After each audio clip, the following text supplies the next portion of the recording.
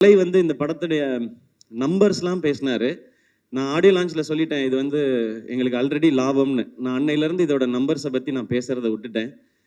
நான் என்னெல்லாம் ரசித்தேனோ அது எல்லாத்தையும் ஆடியன்ஸ் அதே இடத்துல கைத்தட்டும் போதும், அதே இடத்துல விசில் அடிக்கும் போதும், அதே இடத்துல அவங்க கண் கலங்கும் போதும் எனக்கு ரொம்ப ரொம்ப சந்தோஷமாகவும் திருப்தியாகவும் இருந்தது சிவா. அந்த டைம்லலாம் நான் யோசிச்சது என்னென்னா, நம்ம ஒரு பயங்கரமான தயாரிப்பாளர், நம்ம ஒரு பயங்கரமான நடிகர்லாம் இல்லவே இல்லை.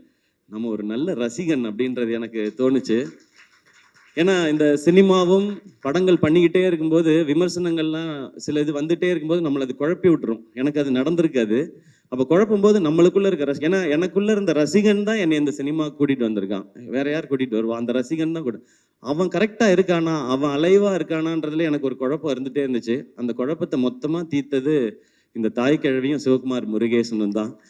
எப்பவுமே நல்ல ரசிகனா இருக்கணும்னு நினைக்கிறேன். அது இந்த படம் ஆரம்பத்துல இருந்து எனக்கு கிடைச்சிட்டு இருக்கு.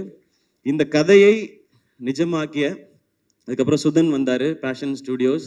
அவர் வந்து ஒரு 4850 படம் ப்ரொடியூஸ் பண்ணிட்டு இருக்காரு.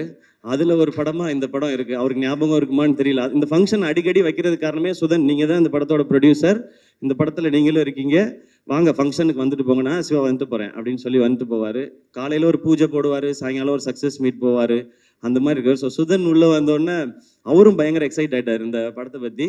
சுதன்கிட்ட சொன்ன, சுதன் ஜாலியாக இருங்க, இந்த படம் எனக்கு ரொம்ப ஸ்பெஷல். நான் சிவா கார்த்திக் வேணுகோபால்கிட்ட சொல்லிட்டு இருந்தேன், இந்த படம் எனக்கு ஒரு குழந்தை மாதிரி, இதை நான் அப்படி பார்த்துப்பேன்னு.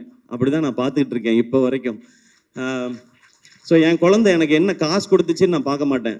அது சிரிச்சா என் கண்ணில் தண்ணி வரும், அது நடந்தால் எனக்கு தண்ணி வரும். அந்த மாதிரி தான் நீங்கள் பேசும்போதெல்லாம் இருக்குது சிவா. எனக்கு இப்போ பயங்கர எமோஷனல் ஆக்கிட்டீங்க, நான் பயங்கர கண்ட்ரோல் பண்ணிட்டு உட்காந்தேன். ஸோ